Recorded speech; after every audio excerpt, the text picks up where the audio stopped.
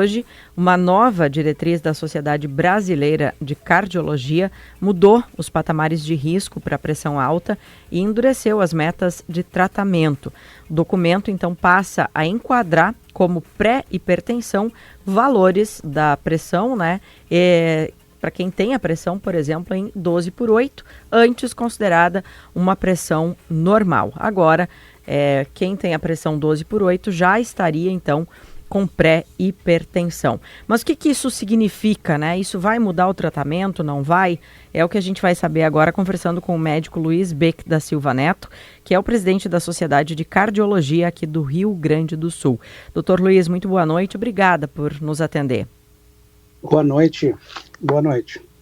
Bom, doutor Luiz, o que mudou nessa nova diretriz da Sociedade Brasileira de Cardiologia em relação à classificação da pressão arterial? Queria que o senhor nos contasse por que mudou essa classificação.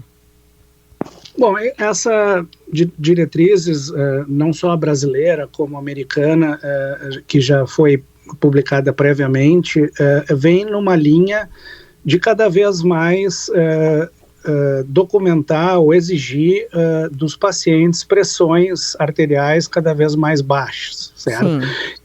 Isso vem dentro de dados científicos que foram devidamente investigados e constatados nos últimos anos, de estudos clínicos de grande repercussão, que demonstraram diferentes abordagens. Por exemplo, tratar um paciente com um alvo de ter uma pressão arterial de 140 milímetros de mercúrio versus comparar um paciente que tem pressões arteriais com um alvo de 120 milímetros de mercúrio. Então, esses estudos, o principal estudo nessa linha, que se chama SPRINT, é um estudo que mostrou que existe sim benefício para os pacientes baixar a pressão a 120. Com base em toda essa conjunto de dados, não só a diretriz brasileira como a diretriz americana vem recomendando que nós se coloque os pacientes em pressões arteriais abaixo de 120 milímetros de mercúrio como o normal e como o alvo desejado quando um paciente hipertenso faz o tratamento para hipertensão. Então quem tem, doutor Luiz, a pressão agora de 12/8, a partir dessa nova diretriz já é considerado pré-hipertenso, isso? Não, na verdade, quem tem 12/8 exatamente está bem. Eu te diria, quem tiver 124/82, esse já pode requerer alguma intervenção. Não digo que necessariamente tomar medicação, mas fazer alguma alteração dos seus hábitos para tentar chegar abaixo de 120/80.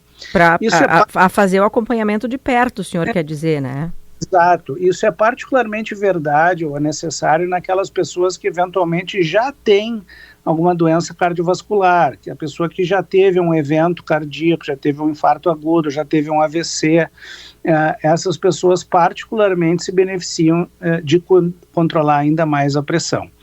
Mas uma coisa muito importante para a população, para as pessoas entenderem, porque a gente fala de muitas coisas, a gente fala de diabetes, a gente fala de colesterol, a gente fala de tabagismo, a gente fala de muitos fatores de risco. Sim. No entanto, a pressão arterial, a hipertensão, se nós, de um dia para o outro, vamos assumir que se nós deixássemos todas as pessoas do planeta com pressão arterial de 120/80 ou menos, mais de 50% de todas as doenças cardiovasculares seriam evitadas. Né? Então, é algo extremamente relevante o impacto da hipertensão na causação das doenças cardiovasculares. Assim, é muito importante. E como é que a gente faz para, doutor Luiz, para não chegar nesse ponto, né? Como é que a gente cuida antes de ter que iniciar, por exemplo, a ingestão de um medicamento? A gente tem que mudar o nosso estilo de vida? O que a gente faz para não ter, né, pressão alta, para não ser um pré-hipertenso, por exemplo? Boa pergunta, obrigado. É o seguinte, a primeira coisa é que, ao contrário do que muitos pensam, a hipertensão não causa nenhum sintoma. a gente não sente a hipertensão, na imensa maioria das vezes. Então, a forma de detecção disso é medir a pressão arterial. Então, as pessoas na sua rotina, na sua vida, em algum momento da vida, elas têm que ter acesso a uma medição da pressão arterial. Tá. Seja no médico, seja num paramédico, seja numa enfermeira, seja num posto de saúde, seja num profissional de saúde, de alguma maneira medir a sua pressão e ter uma ideia se a sua pressão está perto do normal, está longe do normal, onde é que se encontra. Bom, e aí então propiciar receber alguma forma de tratamento. A primeira forma de tratamento não envolve medicamentos, envolve algumas mudanças dos hábitos de vida. O principal é tentar evitar alimentos sabidamente muito ricos em sal e evitar esses alimentos. Diminuir o conteúdo de sal na dieta é algo bastante relevante e é relevante em curto prazo. Se a pessoa diminui o sal numa semana, ela já diminui a pressão arterial. Né? Então, aí vem aquela máxima, e a gente já teve discussões aqui mesmo na Câmara de Vereadores de Porto Alegre, propondo não ter saleiro na mesa, etc. Quaisquer medidas que se tome, como, por exemplo, comprar um sal que tenha só 50% de sódio, por exemplo, que se chama sal light, são medidas que têm um efeito de diminuir a ingesta de sódio. Sódio é o sal que a gente deve evitar. Né? Olhar nas embalagens de tudo que se compra no supermercado, a conteúdo de sódio. Até a água mineral tem diferentes conteúdos de sódio. Então dá uma olhada na água mineral da marca A, B ou C, a quantidade de sódio é diferente. Os queijos muda muito a quantidade de sódio. As manteigas têm diferença no sódio. O pão tem diferença no sódio. Então, se a gente começar a olhar e optar por alimentos que têm um menor conteúdo de sódio, já faz uma diferença. Pelo que o senhor coloca, doutor Luiz, o sódio aí é o grande vilão da pressão alta, da hipertensão? O sódio é o mecanismo pelo qual a humanidade se tornou hipertensa. Sim. Isso está muito bem documentado. Existem estudos extremamente interessantes que compararam tribos indígenas que foram aculturadas e, portanto, começaram a comer alimentos cozidos e com sal, comparado com tribos indígenas que não foram aculturadas e que nunca tiveram contato com sal, e mediram a pressão dessas tribos no decorrer de diferentes décadas de idade. Então, os índios de 40, 50, 60 anos das tribos que foram aculturados, esse estudo foi feito no Brasil, os indígenas que foram envolvidos com a cultura ocidentalizada e com a civilização, tiveram a sua hipertensão, a sua pressão arterial progressivamente aumentada no decorrer das décadas da idade dos índios.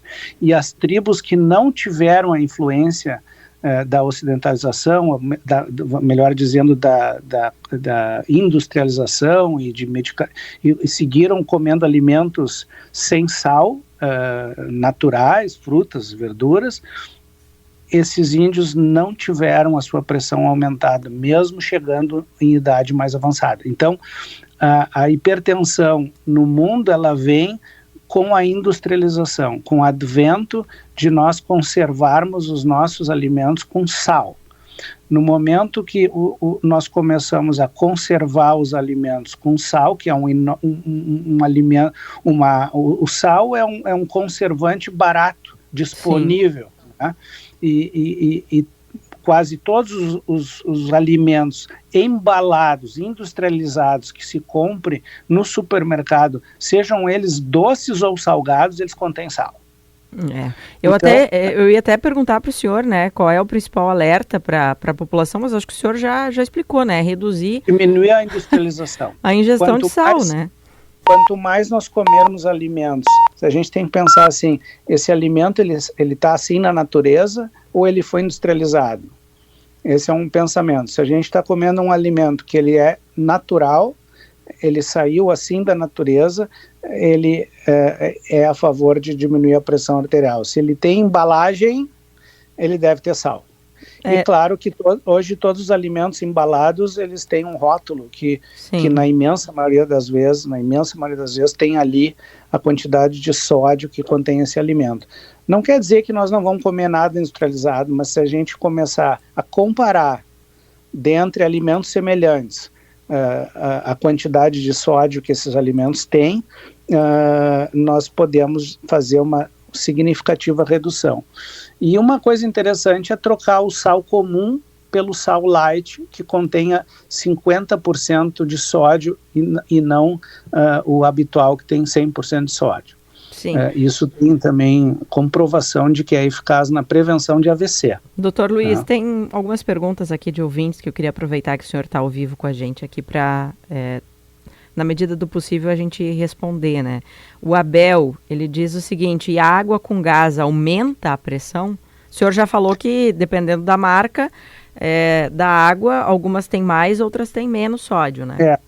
As águas, dependendo da marca, tem diferença de sódio, mas se nós compararmos as águas com gás com as águas sem gás, as águas com gás têm mais sódio em geral. Sim. Então, dentro desse prisma, optar pela água sem gás, mais chance da gente estar acertando. Tá. O Marcelo, lá de Rio Grande, ele diz o seguinte: eu sou hipertenso, tomo medicação e esses dias eu me acordei com a pressão 22/15 e muita dor de cabeça. Tem uma explicação para isso?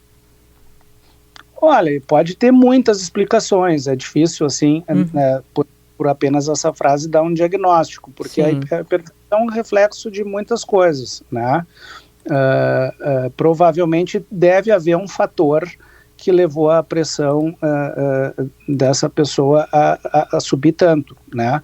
Pode ser algo apenas emocional, pode ser alguma questão orgânica, pode ser um excesso de algum alimento, pode ser um excesso de álcool, por exemplo, pode ter sido um excesso alimentar da noite anterior, né?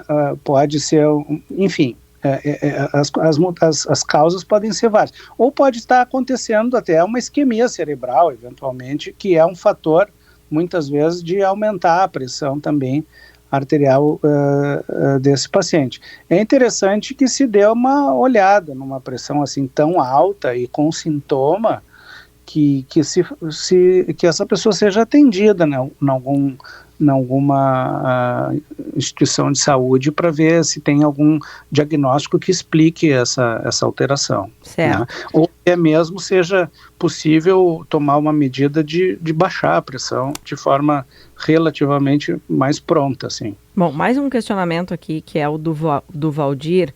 Ele diz o seguinte: meu tio usa muito sal e tem 68 anos e muita saúde. Daí eu acho que o senhor poderia aproveitar para também trazer esse alerta e essa questão de que todas as pessoas que vão consumir muito sal, elas vão ser hipertensas necessariamente ou não? Olha, mais de 50% das pessoas do Rio Grande do Sul com a idade acima de 50 anos são hipertensas. Sim. Então, hoje, se uma pessoa tem mais de 50 anos no Rio Grande do Sul, é mais provável que ela seja hipertensa do que normotensa. Então, com isso eu estou dizendo que a maioria de nós, se não temos ainda a idade ou vamos ter, a maioria nós vamos ter hipertensão. Sim. Então, isso por quê? Porque é muito difícil fugir do sal hoje em dia. Na vida que nós temos, a gente compra os alimentos prontos, a gente não tem como fugir do nosso modus operandi, da vida industrializada, e a gente, desde criança, consome sal. Sim. E isso não é o que o homem natural, aquele homem que vivia de pesca e de coleta de frutas e verduras, aquele homem que não indígena, vamos dizer assim, que hoje talvez alguns grupos indígenas vivem ainda assim, que não vão ter hipertensão simplesmente porque não tem contato com sal a vida inteira. Sim. O contrário, é muito provável que nós vamos ter quase todo mundo, exceto alguns que são geneticamente protegidos ou que realmente ingerem muito pouco sal, a maioria de nós vamos ter em algum momento da vida hipertensão. E por isso que estatisticamente a doença que mais mata no mundo é a doença cardiovascular, e é por isso a epidemia que nós temos no mundo de doença cardiovascular. Isso envolve infartos, envolve AVCs, envolve doenças renais, né, que levam à falência dos rins por hipertensão também. Sim. Então, isso tem tudo a ver com o próprio desenvolvimento da humanidade. Né? Sim. Agora, doutor Luiz, aqui tem vários questionamentos, né, dos ouvintes. Um deles é com relação aos tipos de sal, né? E a gente sabe que o mercado está aí e oferece vários deles. Por exemplo, Paulo, tem benefício? É melhor usar o tal do sal rosa do Himalaia, doutor Luiz? Ou é sal da mesma forma, é prejudicial da mesma forma? Sódio, tá? Sódio é sódio. Se ele está na Antártida, no Himalaia ou no Polo Norte, não faz diferença. É o mesmo elemento químico. Tá? A quantidade de sódio que nós colocarmos nos alimentos vai ser sódio igual. Então, se ele é rosa, se ele não é rosa, não tem mudança. O que tem é que existem preparações de sódio, de sal, que não tem tanto sódio quanto outras. Isso pode ter, não se sabia se isso fazia algum sentido, mas foi feito recentemente, até um estudo feito na China, com comunidades chinesas e comparando uma comunidade com outra, e não pessoas com pessoas, compararam comunidades com outras comunidades na China, mudando a quantidade do conteúdo de sódio nas preparações de sal.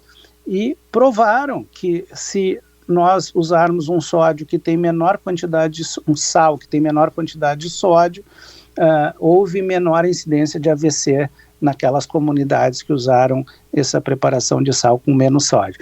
Então, isso faz sentido. Na nossa vida diária, se indica mesmo, olhar no supermercado diferentes marcas de sódio, tem uns que está escrito sódio, sal light, tá? Sim. Normalmente, esse sal light tem 50% ou 75% de sódio. A menos todo. do que o normal, né, doutor Luiz? Exato. Então, no dia a dia, na repetição, isso acaba resultando numa ingestão menor de sódio. Então, baseado nesse dado que foi testado lá na China e que teve muito impacto mundial, porque foi um estudo muito grande, existe essa recomendação, uma pouca das coisas que a gente pode fazer do ponto de vista alimentar é tentar usar um sal que tem menos sódio. Não importa se ele é rosa, se ele não é rosa, mas importa a quantidade de sódio. Tá? Doutor Luiz, para a gente encerrar aqui, tem mais um questionamento aqui de ouvinte. A Adriana, o tabagismo, na verdade, é a causa do aumento de pressão. Falamos até agora sobre o sal, né? Não sei qual é o impacto do tabagismo, doutor. O tabagismo é um enorme fator de risco para ter doença cardiovascular, mas não é via hipertensão. Sim. Não é fazendo a pressão subir. A pressão alta por si só é um fator de risco, o tabagismo por si só é um fator de risco extremamente relevante, né? É muito deletério o tabagismo para qualquer indivíduo, mas não é o caso de que o cigarro faça subir a pressão. Isso não é o caso. Tá. Ele, por si só, independente da pressão, ele faz o seu estrago. Sim. Mas são coisas independentes. Tá. Para a gente encerrar, então, agora, eu falei que nós encerraríamos nessa última pergunta, mas já que nós estamos falando, né, dessa nova diretriz que a Sociedade Brasileira de Cardiologia divulgou hoje, né, mudando esses patamares de risco para pressão alta. Para quem já faz tratamento, vai ter necessidade de trocar ou ajustar esses medicamentos a partir dessa nova diretriz divulgada hoje, doutor Luiz? É possível que requeira pequenos ajustes, sim, em muitos pacientes, para o sentido de que se incremente o tratamento antihipertensivo. Eventualmente vai ter um discreto aumento de dose dos remédios, ou se adicione um medicamento adicional, além do que eles estão usando. Então, sim, pode ter um impacto em quem já usa medicamentos, como também o número de pessoas que vão precisar tomar medicamentos, em tese, se todo mundo tiver acesso, vai ser maior. Tá certo. Dr. Luiz Beck da Silva Neto, que é presidente da Sociedade de Cardiologia aqui do Rio Grande do Sul. Muito obrigada, viu, doutor Luiz? Nós tivemos várias perguntas e temos várias outras, mas voltaremos a conversar certamente numa nova oportunidade. Muito obrigada e uma boa noite para o senhor. Eu agradeço. Obrigado pela oportunidade.